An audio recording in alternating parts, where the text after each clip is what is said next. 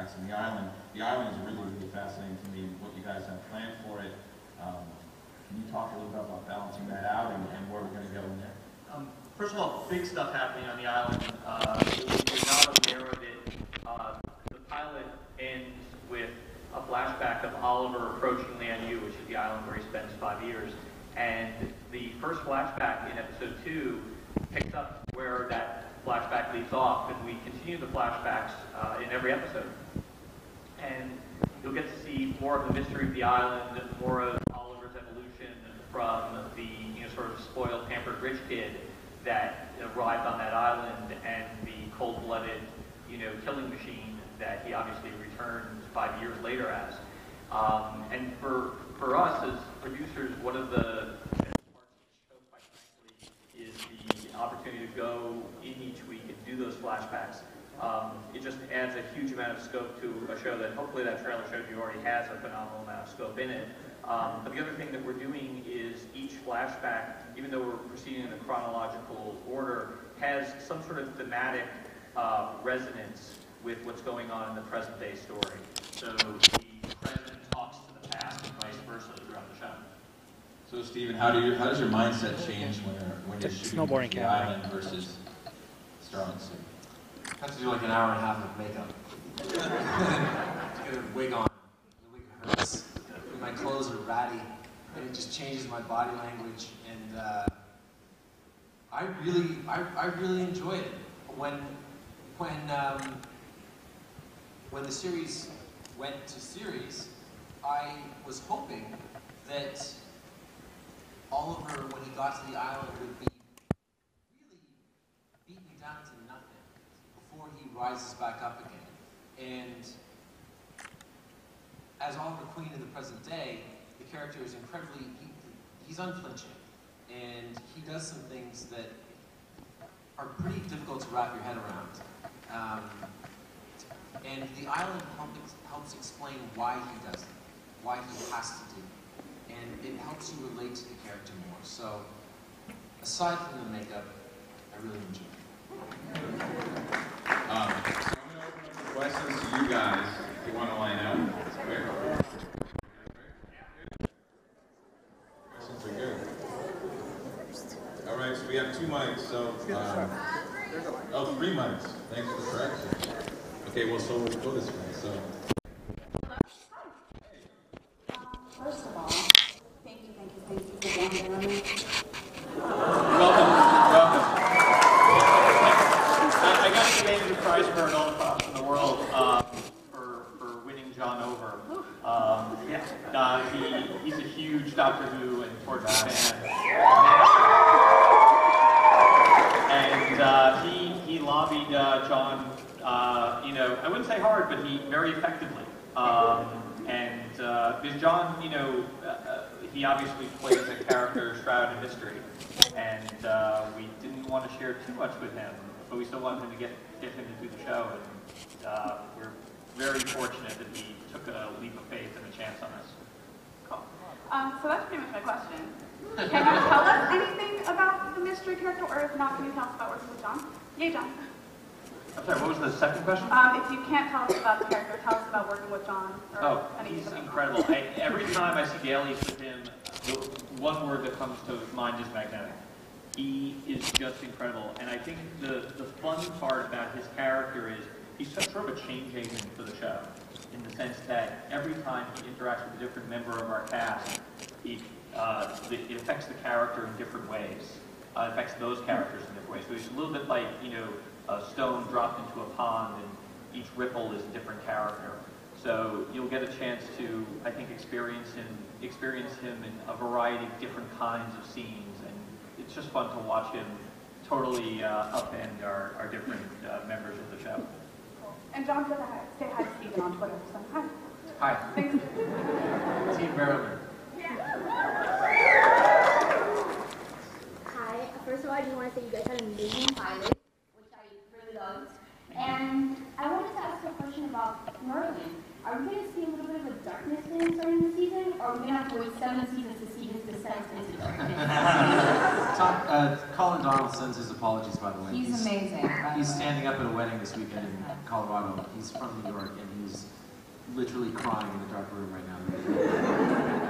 You say he's standing up at a wedding and he's crying, but it's not him. It's not his wedding.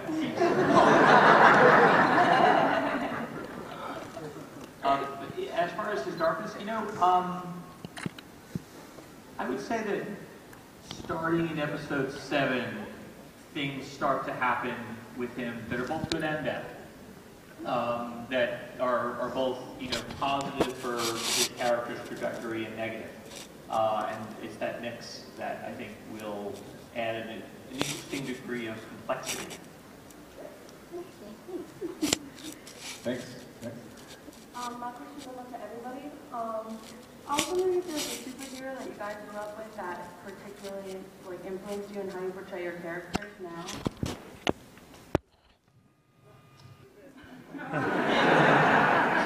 think we were all athletic fans. No, I was a big wrestling fan growing up. I was really into video games. I was on a soccer team. I actually base, Oliver tends to keep eye contact a lot. He tends to focus. And I actually base that a lot on Gus from Breaking Bad. Mark doesn't know that, by the way. I just learned it. It's funny, speaking of influencing superhero characters, I know, Willa, your character is actually not in the comics, but for me, Thea has come to life so quickly. I think she's going to be like how popular Chloe Sullivan was in Smallville. She was a fan of Next. I just want to say you guys are amazing. I love the way you guys portray your characters, and they're just fantastic. I've never seen somebody so dedicated to who they are. It's just amazing. That's why I already love this show. Thank you. My question is, now that you know a lot about your character, how do you see the evolution of your character going into the show? And what do you hope to be if you guys make it to 10 seasons?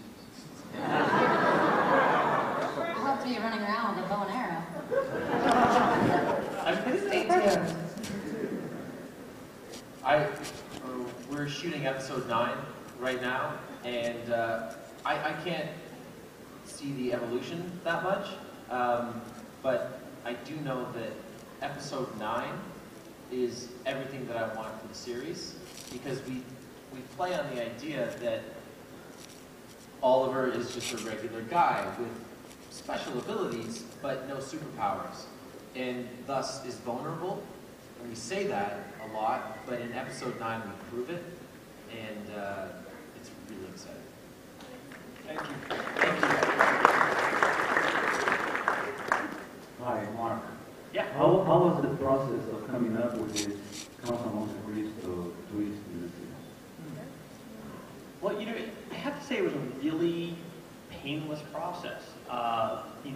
Greg Berlanti and I sat down and, Greg had a very clear vision in terms of tone, and he had a lot of specific ideas that I was able to, play off of, and we've just been working together for so long that it was pretty easy, to come up with, hey, what about this moment? What about that moment? And I think for us, we always sort of thought of it as part Count of Monte Cristo and part redemption story. It's as much about redemption as it is revenge.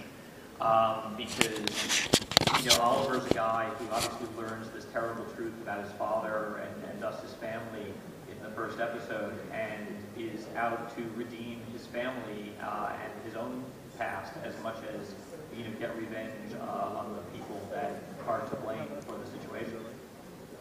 Thank you. Thank you. Thanks. How are you guys doing? The pilot was awesome, but I had a question, and that is, he pretty much kills everybody, except the really bad guy, the big bad. So basically, it's kind of the Kevin Smith subcontractor Death Star question. At what point he kills somebody for finding out his identity in the earlier scene with Merlin? At what point does he move from hero to villain? I mean, are you going to address the whole? You mentioned the longbow hunters. And in Longbow Hunters, we know Oliver Queen's motivation is, well, I was on an island and I had to kill. So you really shouldn't kill unless your back is to the wall and it is life or death. So I was wondering if that's going to be a theme throughout the season. Absolutely, absolutely. I would say just about every episode. 100%. There's a line in an upcoming episode where I say to someone, killing is not my opening move. It happens when killing is not an objective, it's a necessity, and that's part of what makes the story real.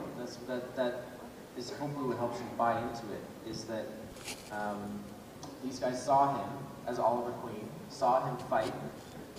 What is he going to do? Make them sign a non-disclosure agreement? He's got to snap the guy's neck. The guy whose neck that I snapped in the pilot, by the way, is our fight card for James Bamford. And yeah. He's amazing. He's amazing. He's a comic fan, too. Big comic fan. It's nice to have those work on the show. Hey, how you doing? My name is Carlos, and I got a question for Steve Amell. What did you find most intriguing about playing the role of this character? That there were so many different characters. I saw 4 distinct characters in the pilot, and it's really fun going forward that almost everything that I say in the series could have a double meaning. And there are lots of opportunities along the way to give a little wink to the audience, to give a little wink to the DC universe. There's a wonderful scene between Katie and I in episode 5, and that was the scene that Andrew had been waiting to write, the line. Yes. And when we have those moments where we can give a wink to the audience, I love doing that. It's fantastic. So just playing all the different characters, and then specifically as we move through the series, playing Oliver on the island and the deconstruction of that character is very fun as an actor. Well, God bless you all. Team Arrow, everybody.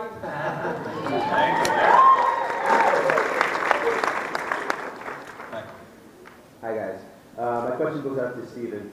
To me, the minute that I saw the action, your acrobatics, that's when I became an instant fan, and I said to myself, this is going to be an amazing show.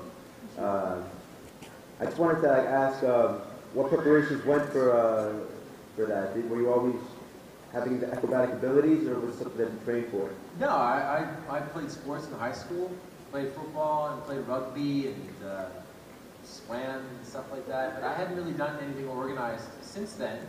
And I started to push myself physically. I got really far along in the casting process for Spartacus, and I'd seen where I could take things, but this was sort of the next evolution. It was what can I do? So I did basic fight training, which basically amounted to almost wax on, wax off stuff, trapping, and so we have some fun stuff. We have machetes coming up, we have some knife fights, we have Heaven 6 with sticks, and I learned all that. So yeah, that stuff's awesome.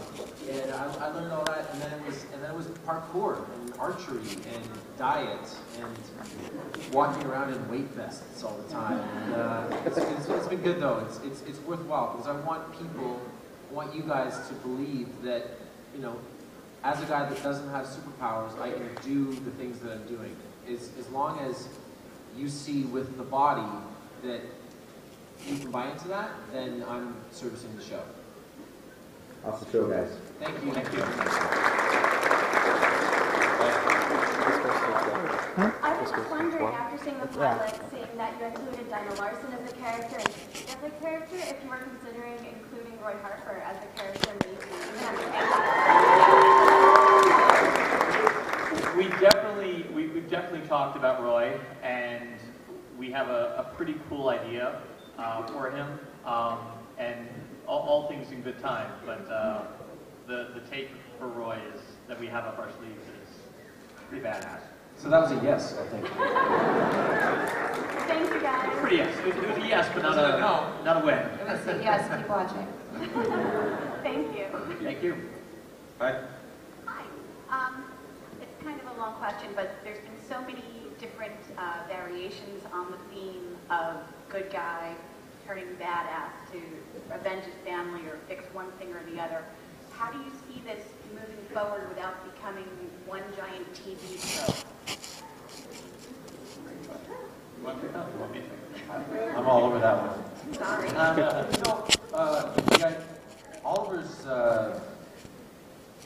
Oliver's not a good guy. Oliver's not a bad guy. Oliver is a guy with a mission. And I love television characters that don't compromise. All the really good television characters on shows that I enjoy, like Walter White, Tony Soprano, Don Draper. And these are all characters, just as male leading characters that have a set of ideals, and they're not trying to win a popularity contest. As Oliver Queen, I'm not trying to win a popularity contest. I want people to be interested in the show and invested in it. If you like what I do, great. If you don't, but you keep watching the show, that's all good.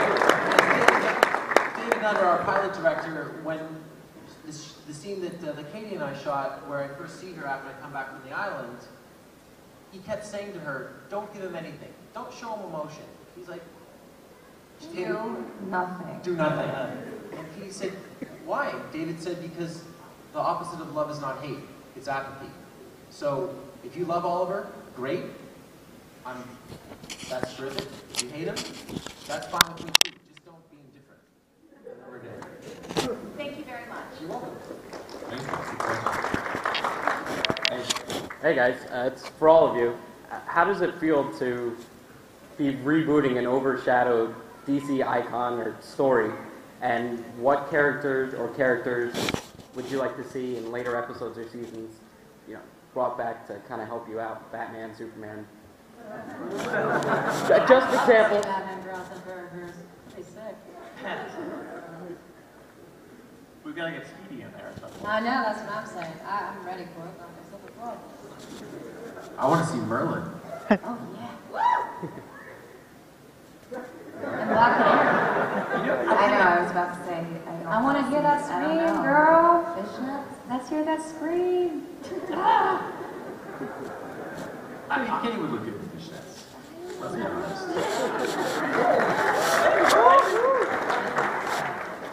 I'm really looking forward to showing you guys Helena Bertinelli, the Huntress. I think if you guys reacted as you did to Deathstroke, just wait till you see her. Yeah, those episodes are on fire. Those episodes are awesome. Hey guys. Hey. First off, I think I speak for some of the men in the room and most of the women when I say Steven, you're smoking hot.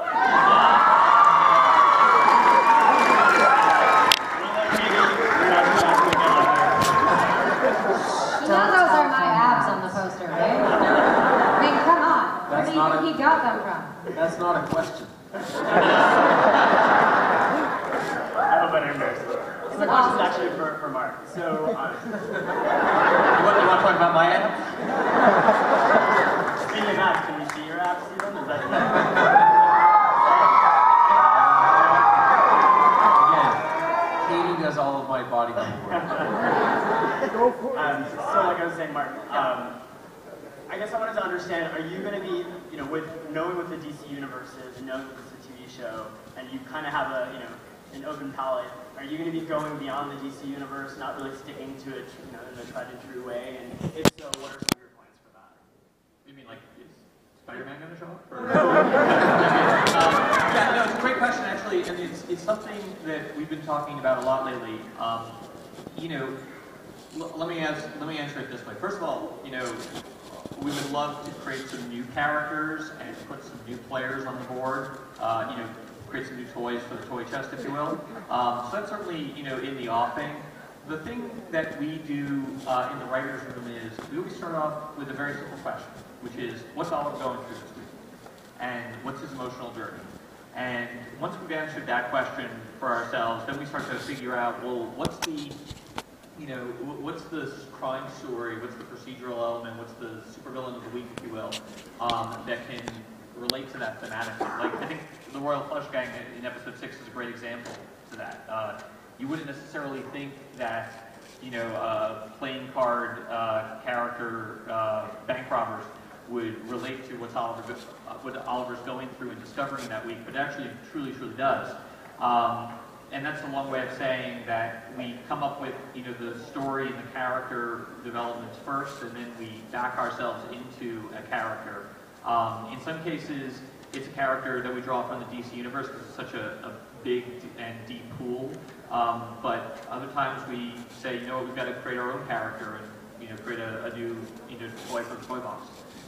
Both are fun. Great, thanks guys. No, thank you. I'm not sure whose decision this was, so I'm not really sure who to ask. I'm assuming Mark. Why did you change the name from Star City to Starling City? Because it sounds like crap. Well, as long as you have a strong opinion about it. Actually, yes, I do, because I feel that Star City is like Metropolis. It's like Gotham City. It's the home base. It's what everyone associates with him. I think that's like if in the Man of Steel they called Metropolis Metro City Center. Oh, you're really not going to like the movie. I get that you're doing something different. I just can't see why something like that was changed. Like, that's like to me changing Oliver Queen's name to Oliver King. They still know who it is, but it's different. It's wrong. Well, you're being really blunt, so I'll give you an honest answer, okay? Be blunt, Mark. Yeah, no, I'm going to be super blunt. Really honest as I want to be.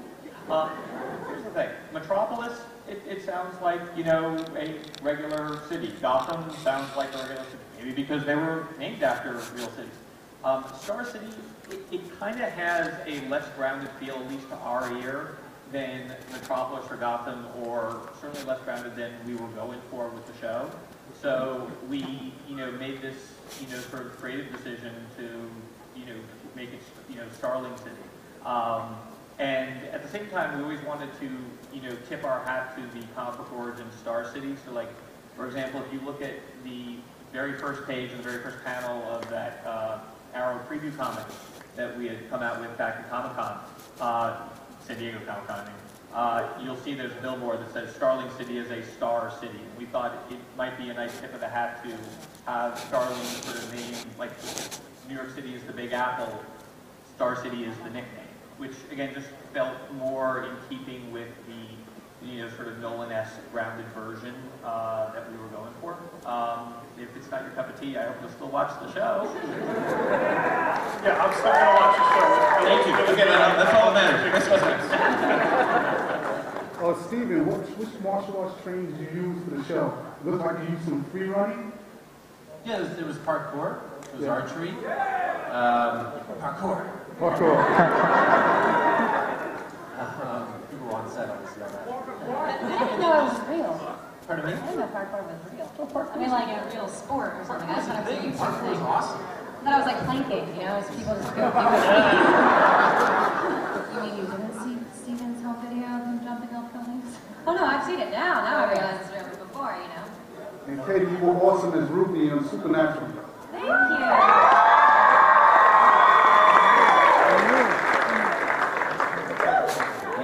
How's it going? Jeff, I know you were moderating, so thanks for writing this mobile episode. They're awesome. Thank you. This is for, I guess, all of you. In your Dream of Dreams, I'm picking up with that guy. Which DC superhero you want for the ultimate team-up, and which actor you want to play? Wait, I'm sorry, which superhero? Which superhero would you like to see on the show for a team-up, and which actor or actress would you want them to play? I would like General Zod to be on the show. And I would like General Zod to be played by Terrence Stamp. I have to say only if we can get Terrence Stamp. Only. I have a General Zod doll. And I love General Zod. It's a good doll. It is good. Jeff gave it to me. Hey. Next. I just want to say, like, watching the preview, like, I felt honestly like like the biggest compliment I can give you is if like Christopher Nolan was doing this show. Like, I just watched that going, I feel like this is like The Dark Knight, like is on par with that. But I appreciate that it didn't feel like a TV show. That is, by the way, That's so nice. both compliments are easily the best compliments. My question is, you got Jeff Johns writing an episode. Are you going to have any other like Green Arrow writers like Judd Winnick, Kevin Smith even? Would you be interested in having them come in, or can you tease if they are already on the slate? I can't really. I don't know what Judd is up to. I'm gonna take the fifth on that one. We have a really talented, writing staff, and quite frankly, I'm dying to get Jeff back. It goes. I'll be back soon. It goes the other way though. So you're working on some comic stuff too. I think it's a good segue. So Mark and Andrew, obviously, Andrew Kreisberg, who runs the show with Mark, they are comic book writers as well. You want to talk about your book? Yeah. So as you guys know, we're doing a Arrow digital comic book that will, like the Smallville season 11 comic that premieres on Comixology each week, will eventually get collected into print. We're doing an Arrow comic, and what's really cool, at least for us, hopefully for you, about the comic is a couple things. First of all, it's canon. So everything that happens in the comic ties into the show. For example, if you picked up, or you downloaded, I guess, the digital comic that hit the stand, I can't premiere, I don't even know what word to use. Release, thank you. That was released last week in conjunction with the premiere of the pilot. It actually takes a scene from episode 2 and sort of reenacts it verbatim, but flashes forward to key elements, key moments in the life of the series in the first season. The second chapter that will be released now that I have the word to you, that gets released on Wednesday, gives you China White's backstory, and China White appears in episode 2 of the show. So it's very tightly integrated, and it's written by myself, Andrew, the other members of the writing staff. So it's we're not farming anything out to third parties. Everything is done in-house so that it fits with the show in a very, very tight, hermetically sealed kind of way.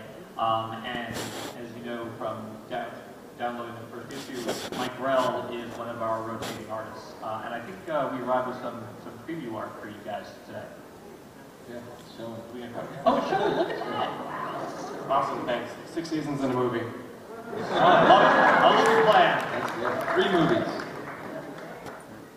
Are we going to see more of the training sequence, like not just on the island and the Queen facility, but like are you going to have like a frozen area, underwater sequences, and like more depth into bad guys like Slate or something like that? Well, I think we don't have a frozen sequence or an underwater sequence planned at the moment. I think underwater would probably happen, a bit sooner for us. But I think, for us the goal is always how do we keep pushing the envelope each week in terms of scope and in terms of production value. There's stuff that's happening. You saw a hint of it in the trailer in episode 2, in this incredible silo that we shot the Arrow China White fight scene in. These really cool docks in Vancouver. We've got amazing locations that we keep going to, and our incredible stunt team keeps coming up with new and different ways to show those locations off in the coolest kind of action that you can see. We're really trying to set a new bar for action sequences on television. I love you, Steven! And are we going to see more of like the attachments to the arrows, like apart from the computer thing that had the guys' accounts? Are we going to see like a punching glove or anything like pop out like in the comics? We talk a lot about the boxing glove arrow and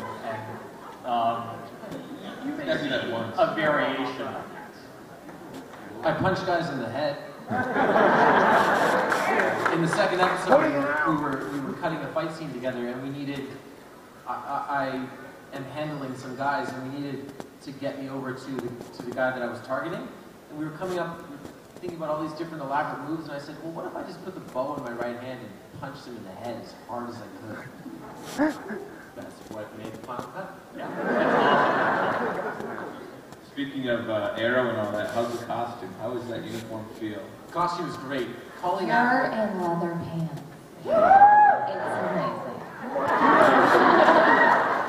As you saw from the preview, Katie has seen me in the costume.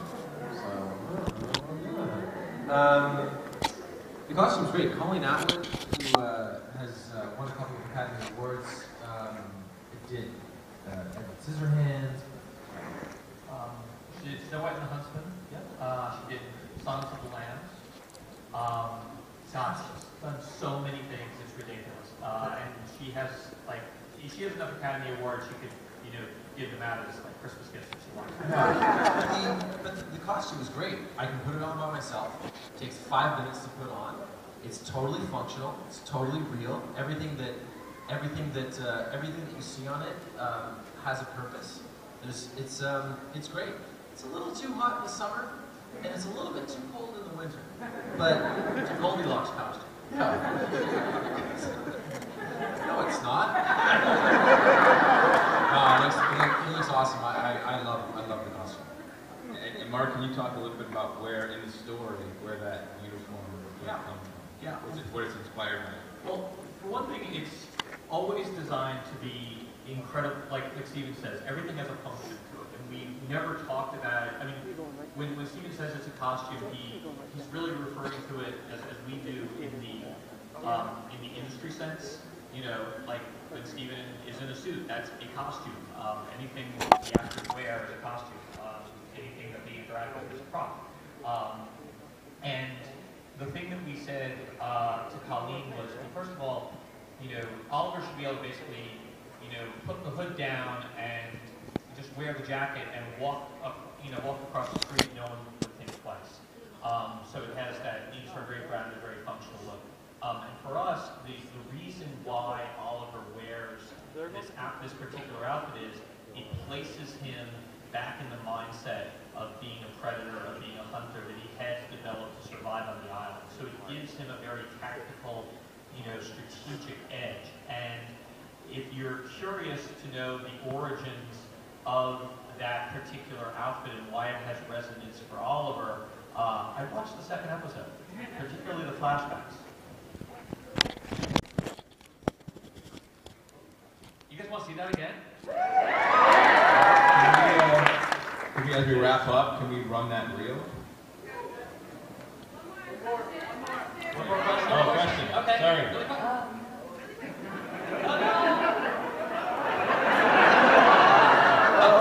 quick. My question's for Mark. Yeah.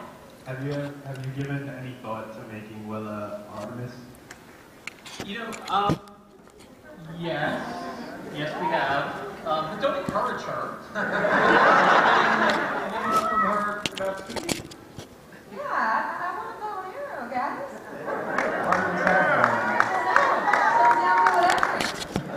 They'll be in a costume. I'm ready to go.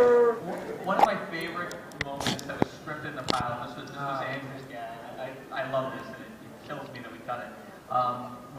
When Thea is breaking up the Roxys with her friend, the stage direction was, they take the pills, put it on her desk, and she grabs off of her shelf a junior archery trophy championship trophy and uses that to crush the pills. Yeah, where do you think you got the archery from? Come on. DVD one day. I don't know. But yeah, we talked about it. We talked about Connor Hawk. Everything.